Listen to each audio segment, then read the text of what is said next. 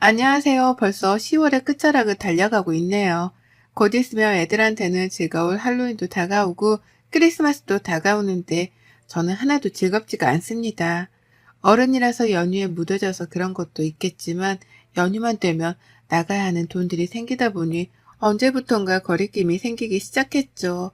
가난한 시댁을 둔 분들이라면 돈 나갈 일들만 투성인 저의 마음을 누구보다 잘 알아주실 거라 생각해요. 저희 남편, 그러니까 저랑 4년이 넘도록 살고 있는 이 남자는 이남 일녀중 장남입니다. 부지런하고 책임감이 강한 것이 몸에 배어있는 사람이라서 배우자 그리고 내 아이의 아빠로는 참 소색이 없는 사람이에요. 그건 누구보다 제가 장담합니다.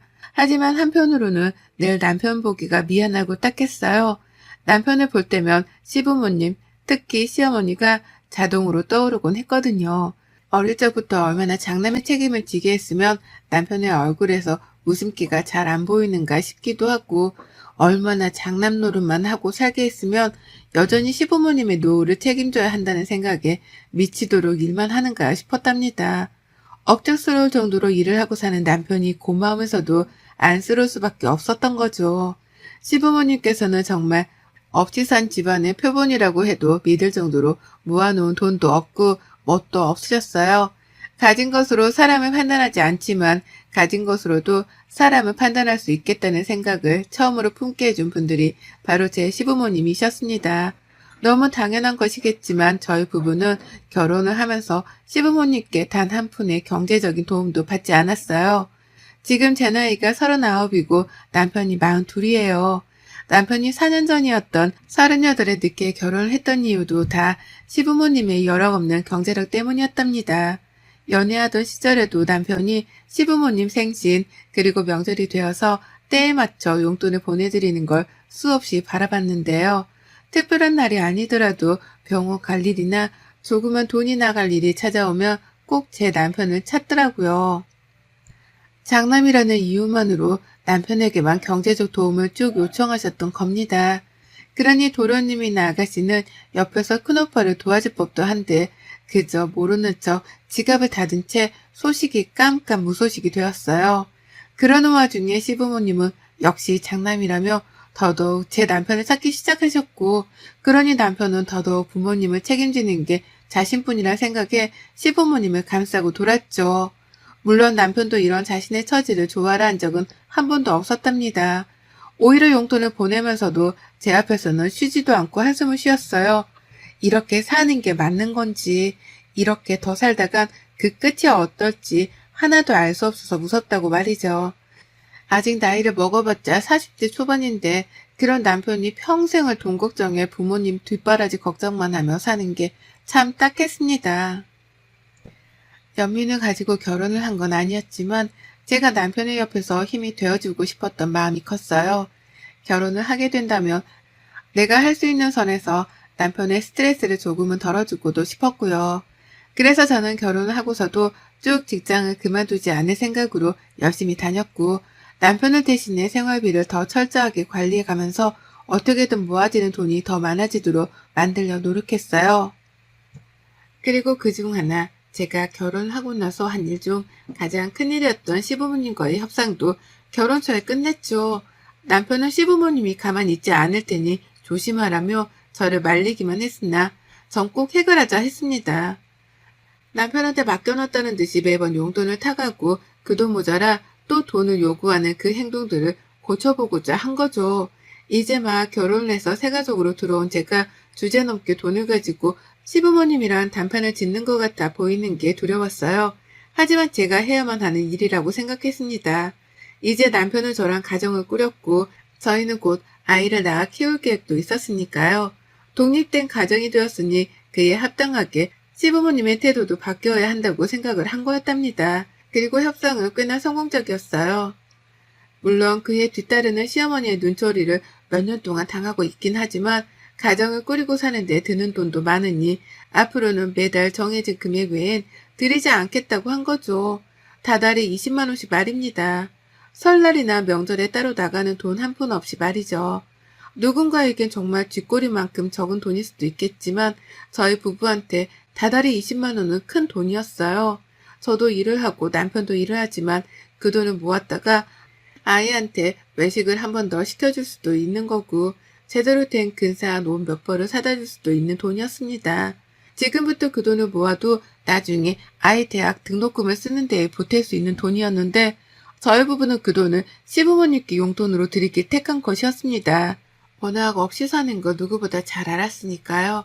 그렇다 보니 저도 마지막 배려라고 꺼낸 말이었고 시부모님도 처음엔 불편하고 싫어해하더니 아예 안 받는 것보다 낫다 싶었는지 그러라고 수긍을 해주셨어요.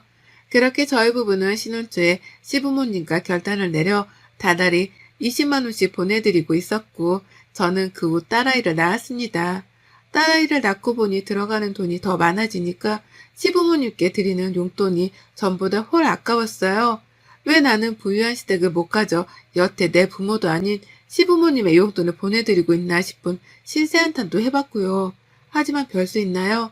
남편이 끝까지 장남 노릇은 해야 한다고 말을 하고 도련님이랑 아가씨는 소식 한 번 없으니 인간적인 도리라도 지키며 시부모님은 챙길 수밖에요. 전 딱 이런 심정으로 더 이상의 애정이나 존경 따위도 가지지 못한 채 시부모님을 대했습니다. 하지만 시어머니의 요구는 한 번씩 잊을만 하면 터져나왔어요. 받는 용돈으로 만족을 못하셨던 거죠. 아들한테 돈 한 푼 보내주신 적도 없고 그렇다고 다른 집들처럼 김치 한 포기조차 보내주신 적이 없는 어머님이셨는데요. 자신은 아무것도 해주질 않으면서 자식들한테 뭔가를 자꾸만 바라더라고요. 아직도 용돈을 20만 원의 합의를 본 것에 대해서 모든 게 제 탓이라며 며느리 보기를 돌같이 보는 어머님이셨어요. 말도 잘 안 나누려 하시고 허구한 날 아들이 마음고생이 많겠다 라고 하면서 가스라이팅 비슷한 걸 하려 하며 제 앞에서 말을 꺼내셨죠. 저 때문에 남편이 눈치 보느라 힘들겠다는 걸 그렇게 비꼬아서 말씀하셨던 겁니다. 왜 저러나 싶고 또 왜 저렇게까지 눈치가 없나 싶어 속에서 천불이 났어요. 여태 아들한테서 받는 그 용돈이 모자라다고 생각을 하는 건가 싶어 염치 없는 부모 같아 보이기도 했죠. 내가 자식을 낳아놓고 보니 나는 저러지 못할 것 같다는 생각에 시부모님의 마음가짐이 더욱 불손하게 여겨지기도 했고요. 하지만 이런 제 마음을 아는지 모르는지 시어머니는 가끔 저 몰래 남편에게 연락을 해서 어떻게든 용돈을 한 푼이라도 더 받아가려 하셨답니다. 여전히 병원비에 용돈이 모자란다는 투정을 부려가면서 말이죠. 그러면 남편은 생활비 관리를 하는 저한테 돈을 더 달라고 이씨죽고를 할 수밖에 없었고 그래서 전 시어머니가 남편에게 하는 모든 말들을 전해 듣고 있었죠. 처음엔 무시도 했지만 결국 아껴 써달라며 돈을 더 보내드린 적도 있긴 했습니다. 손녀딸도 태어났는데 그 와중에 돈을 달라는 소리를 더 하실까 싶기도 했죠. 하지만 시어머니는 늘 저의 예상을 빗나갔고 여전히 아들에게서 돈을 받으며 살겠다는 그 표독스러운 표정을 지우지 않으셨답니다. 갈수록 저하고는 더욱 싸늘해지는 것도 같았고 저 또한 이런 관계가 불편하긴 마찬가지였으나 별 수 없었어요. 충분히 일을 하실 수 있던 나이 때부터 백수 생활을 자처하며 자식에게 돈을 받고 살던 시부모님이었어요. 그런데 그런 분들한테 제가 변한 모습을 볼 수 있겠다고 희망을 가지는 것 자체가 고문과도 다름이 없었던 거죠. 그러니 기대는커녕 그저 거리를 두면서 사는 방법을 택했답니다. 그러는 사이 저는 누구보다 좋은 부모가 되어야겠다는 다짐을 수도 없이 하게 되었어요. 내 남편이 없이 사는 시부모님 때문에 평생을 돈 걱정에 뒷바라지 걱정을 하며 사는 게 참 딱해 보였거든요. 여전히 식당이라도 나가며 푼돈을 용돈으로 벌어다 사는 저희 부모님하고는 참 비교가 되기도 했고요. 부모가 얼마나 독립된 채로 사는지 아닌지에 대해 자식의 노년이 달라질 수도 있겠다는 걸 뼈저리게 배웠답니다. 다른 사람도 아닌 내 남편과 내 시부모님을 보면서 말이죠. 그래서 돈 쓰는 게 더 힘들어졌어요. 한 푼이라도 더 모아서 내 자식한테 물려주고 싶다는 욕구가 강하게 들었거든요. 생각 없이 써볼 법한 돈, 이를테면 길거리에서 사먹는 분식값도 모아서 내 아이한테 주자 싶었습니다. 시부모님 노년을 챙기며 살다가는 평생 전세살이를 벗어나지도 못할 것 같은데 나중을 대비해서라도 내 아이한테 쓸 수 있는 종잣돈을 꼭 만들어 놓자 싶었던 거죠. 그래서 저는 아이 앞으로 적금을 넣었어요. 많이는 넣지 못하지만 다달이 80만 원씩 적금을 넣었습니다. 갑작스러운 코로나 때문에 더욱 나중에 걱정이 되었던 나머지 적금 하나만큼은 꼬박꼬박 넣었어요. 다 내 아이 잘 되라는 마음으로요. 그 돈으로 아이가 대학 등록금에 보태쓰던, 세계 여행을 하는 데 보태쓰던 상관없었습니다. 내 아이가 부모한테서 받은 돈으로 하고 싶은 걸 뭐든 해가면서 지내길 바랬던 것 같아요. 그 마음으로 군것질 하나, 배달 음식 한 번을 더 아끼고 참아가면서 적금을 꼬박꼬박 넣었습니다. 그리고 얼마 전 그 적금이 만기가 되었어요. 1년짜리 적금이었고 만기 되면 2년짜리, 3년짜리 이렇게 꼬박꼬박 만기 통장을 만들어가 볼 생각이었습니다.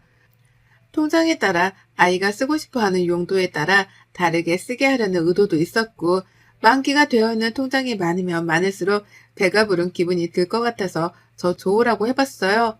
만기가 된 날 아이 앞에서 이걸 다 설명하기는 힘들었지만 아이를 보면서 좋다고 괜히 눈물도 글썽였고, 그날은 오랜만에 아이 데리고 저희 부부가 다 같이 외식도 했습니다. 물론 외식 비용은 제 월급에서 나갔고요.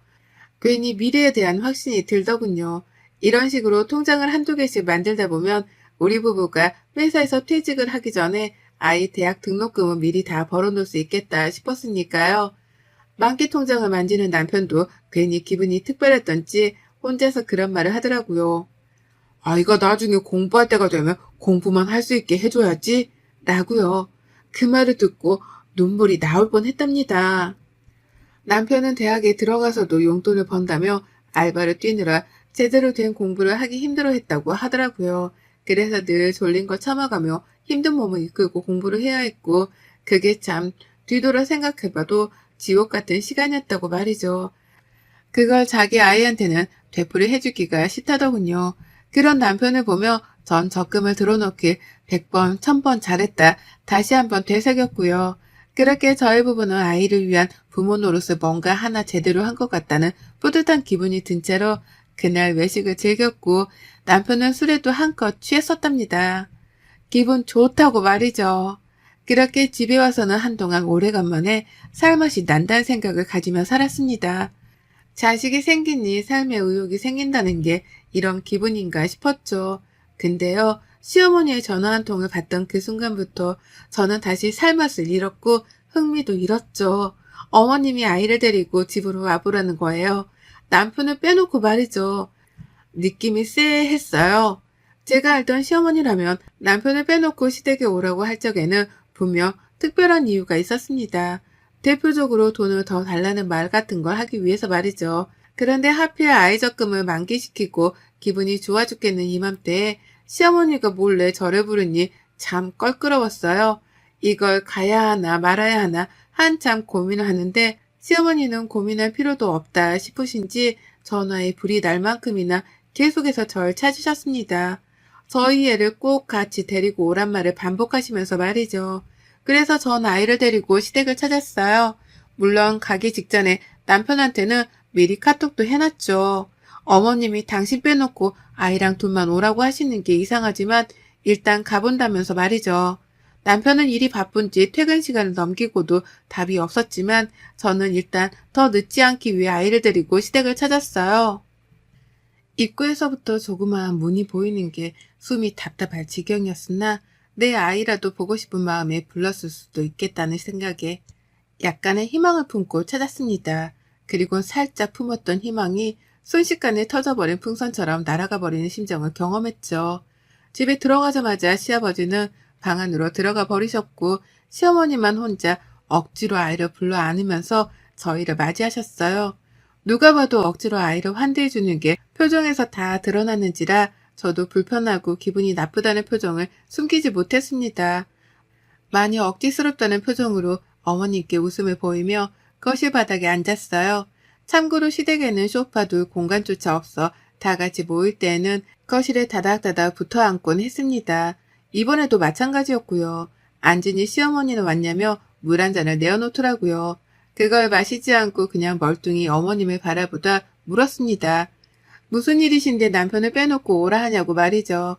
용돈 때문에 또 그러는 거냐면서 미리 용돈에 관해서는 더 금액을 늘려줄 생각이 없다는 걸 못 받겠다는 듯이 질문을 던졌더니만 어머님은 그것 때문은 아니고 라면서 손사래를 치셨습니다. 그리고서는 제가 아닌 손녀딸을 흐뭇하단 표정으로 빤히 바라보는 거예요. 생전 한 번도 그런 여유로운 표정으로 내 아이를 바라봐 준 적이 없는 분이셨는데 순간 무슨 성모 마리아라도 된 줄 알았습니다. 어찌나 표정이 인자롭던지 제가 다 엎드려 기도라도 해야 할 판인가 싶었네요. 어머님은 한참 동안 손녀딸을 특별하다는 듯이 흐뭇이 바라보다가 저에게 나지막히 말을 꺼내셨어요. 저기 그게 저번에 네 남편이 전화해서 하는 말을 들어보니까 얘 앞으로 만기된 적금이 있다던데 맞냐? 라고 물으셨답니다. 순간 심장이 쿵 하고 떨어지는 줄 알았죠. 내 아이의 만기된 적금에 대해서 묻다니 갑자기 초대해서는 적금 얘기라니 아무리 생각해도 이 상황이 앞뒤가 안 맞고 뜬금없어서 황당했죠. 남편이 전화해서 얘기를 했다는 말에 화가 치밀어 올라 당장 물었습니다. 남편이요? 남편이 먼저 전화를 해서 아이 적금 얘기를 꺼내던가요? 라고 말이죠. 남편이 다 꼰지른 건가 싶은 마음에 남편을 향한 화로 마음이 진정되지가 않았어요.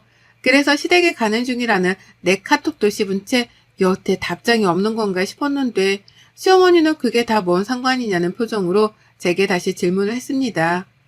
지금 그게 중요한 게 아니고 그래서 얼마 정도 들었는데 적금 한번 하고 나면 막 1,000만 원, 2,000만 원씩은 쌓이는 거 아니냐? 근데 이 조그만한 애한테 그 큰 돈이 당장 뭐에 필요하다고 그 큰 돈을 적금으로 넣어놔.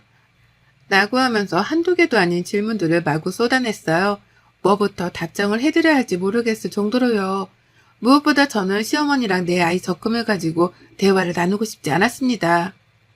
그런데 어머님은 지독한 관심을 보이더니 급기야 본론을 꺼내셨어요. 참나. 글쎄 시댁 전셋집으로 옮기는 데 필요한 보증금으로 보태 쓰자는 거예요. 내가 내 아이 생각해서 행복하게 넣어둔 적금 만기 통장인데 그걸 자기들 집 옮기는 데 쓰자고 절 부른 겁니다. 무엇보다 당연히 자가라고 생각한 시댁이었는데 그게 자가도 아니고 전세였다는 사실에 저는 뒷목 잡고 순간 쓰러질 뻔도 했어요. 이 조그만한 애가 당장 돈 쓸 일이 뭐 있다고. 내일 모레 죽을 사람들부터 일단 마저 살고 봐야지. 라고 하며 내 아이 통장을 당연스레 달라고까지 하는데 연속으로 얻어맞은 이 충격적 사실들에 저는 경악을 금치 못했고요. 그 자리에서 당장의 아이를 데리고 현관으로 나와 신발을 신겼습니다. 뒤따라온 시어머니한테 손사래를 쳐가면서 말도 섞기 싫으니 입 좀 다물어 달라고 했죠. 진절머리도 나고 구역질도 난다고 하면서 말이죠. 하지만 시어머니는 통장 좀 달란 소리를 멈추질 않으셨어요. 주지 못하면 차라리 빌려달라면서 능력도 없는 분이 언젠가는 그 돈을 갚을 거라는 거짓말까지 해가며 제게 도움을 요청하더라고요. 손녀딸 만기 통장으로 조금 더 넓은 전셋집으로 이사가고 싶었던지 주제넘게 전셋집 타령을 해가면서 돈을 달라고만 하셨어요. 자기들 수준에 맞게 월세집이라도 들어가서 열심히 월세돈이라도 벌어오던가 해야 할 텐데 스스로 하는 일이라고는 하나도 없는 분들이셨습니다. 그 와중에 시아버지는 시어머니 혼자 단판을 지어보라면서 도망치듯 방 안으로 들어가 계셨던 거였어요. 너무 화도 나고 나를 이 지경으로까지 밀어낸 남편을 향한 분노가 막 들끓었습니다. 어떻게 아이 통장을 다른 사람도 아닌 시어머니한테 공유를 할 수 있나 싶어 실망스러워 배신감이 치솟는 그때 남편 목소리가 들렸어요. 문 앞에서 실랑이를 하고 있던 저희 목소리를 들은 남편이 밖에서 소리를 지르며 달려온 겁니다. 문을 열자마자 남편은 저랑 아이를 문 밖으로 내보내더니 자기 혼자 문을 쾅 닫고 시어머니를 상대하겠다고 들어갔어요. 저는 영문도 모른 채 잠긴 문 앞에서 아이를 데리고 남편을 기다려야 했고요. 집이 워낙 낡았고 좁다 보니 안에서 나누는 남편의 대화는 밖에서도 훤히 들렸습니다. 그리고 그제서야 알았죠. 남편이 시어머니께 아이 적금에 대해 얘기를 한 건 술에 취해 한 말실수였다는 걸 말이죠. 그날 너무 만기된 통장에 기뻐 아이랑 다 같이 외식을 했던 날 남편이 술에 취해서 시어머니께 따로 전화를 했더라고요. 우리는 아이를 행복하게 살게 만들려고 지금부터 이렇게 노력을 하는데 엄마는 도대체 뭘 해줬냐는 일종의 투정 같은 걸 술에 취해 했던 겁니다. 시어머니랑 시아버지께 말이죠. 하지만 시어머니는 아들이 술에 취해 그런 말까지 하는데도 미안해하기는커녕 손녀딸한테 적금 만기 통장이 생겼다는 사실에 눈독을 들여 기어코 저를 집으로 불러들인 거였어요. 그 통장을 자기한테 달라는 말을 꺼내기 위해서 남편은 쏙 빼놓은 채로 저랑 아이만 불러들이셨던 겁니다. 평생 적금 통장이라는 걸 만들어 본 적도 없고 구경해 본 적도 없는 분들이어서 통장의 주인인 아이를 데려와야지만 통장을 볼 수 있는 줄 알고는 아이까지 불러내신 것이었고요. 무식이 철철 넘치는 시어머니한테 무슨 좋은 말을 듣겠다고 여기까지 찾아온 건가 싶어 스스로한테 후회가 물밀듯 밀려왔어요. 그와는 별개로 남편도 이 상황이 어이가 없던지 집안에 들어가 소리를 지르고 물건을 던져가며 난리를 피우더라고요. 끝까지 장남 역할을 하며 시부모님 뒷바라지를 해주던 남편인데 그렇게 시부모님께 난동을 피우며 화를 내는 건 처음 봤답니다.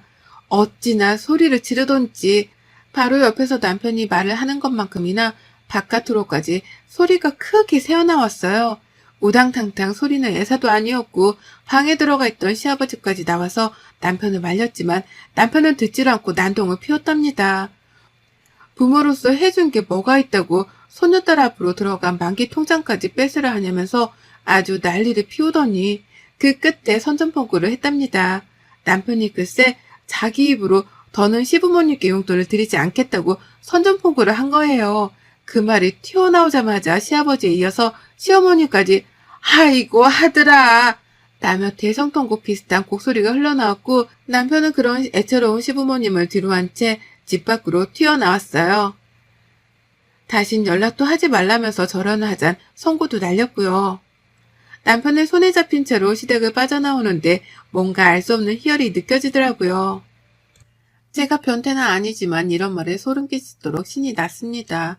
시부모님께 더 이상 용돈을 드리지 말자니, 다신 보지도 말자니, 이 말을 남편이 꼭 지켜주길 바라는 마음으로 남편을 뚫어져라 쳐다봤는데 남편이 이런 제 마음을 이해한 건지 저를 보며 말하더라고요. 나 다신 우리 부모님 뒷바라지 안 해. 혼자 안 해. 급하면 동생들을 찾거나 걔들이 알아서 하겠지 뭐. 나 혼자 자식이야? 왜 나 혼자 평생을 이렇게 밑빠진 독에 물 붓는 것 마냥 갖다 바치고 살아야 해? 그러다 이젠 하다하다 내 딸 만기된 적금 통장까지 넘봐? 적당히 해야 말이지. 라고 말입니다. 저는 오로지 시부모님처럼 살지 않기 위해 그리고 내 아이를 위해서만 들었던 적금이었는데요. 이 적금 하나가 만기가 됨으로써 시부모님께는 더 이상 용돈을 드리지 않고 연락도 하지 않아도 될 건덕지가 만들어지게 되었답니다. 남편 몰래 저랑 제 아이를 집으로 불렀다는 사실에 여전히 격분한 남편은 그날 후로 시부모님 연락처까지 죄다 핸드폰에서 지워버렸고요. 남편의 행동에 덩달아 저까지도 시부모님을 미련 없이 차단을 누르고 연을 끊기로 했네요. 하긴 내 아이의 적금까지도 탐을 내는 사람인데 뭔들 더 요구를 하지 않을까 싶어 겁이 나기도 하던 중이었습니다. 그런데 남편의 결단력 있는 행동 덕분에 그런 사람들하고는 거리를 두고 살 수 있게 되었고 전 이 기회를 발판 삼아 더 이상 시부모님께는 금전적 도움을 드리지 않기로 했어요. 앞으로 짧게는 몇 년 안 될 수도 있지만 길게는 수십 년도 더 뒷바라지를 해드리고 살아야 할 게 뻔한데 여기서 그만두는 게 옳다 판단한 거죠. 남편도 저랑 같은 마음인 것 같고요. 낳아준 은혜는 있지만 키워주며 받지 못한 은혜에 이쯤에서 정리하는 게 맞다 싶습니다. 손녀딸 통장에도 손을 대고 싶어 하는 줄은 몰랐기에 실망감이 배로 크게 다가왔는데요. 이제부터 용돈을 안 주게 되었으니 그걸로 복수 혹은 필요로 하는 가르침을 드렸다고 생각해요. 그걸 증명하듯이 시부모님도 번갈아가며 저희 집을 찾아와 제 마음을 돌리려고 하는데 전혀요. 전 절대 무슨 일이 있어도 시부모님께 마음을 돌려 잘해드릴 생각이 없답니다. 더욱 굳게 결계를 치고 벽을 세워 시부모님이 우리 부부 혹은 내 아이한테 그 어떤 것도 가져가지 못하도록 경계만 하고 살 거예요. 여러분의 생각은 댓글로 남겨주세요. 오늘도 시청해 주셔서 정말 감사합니다.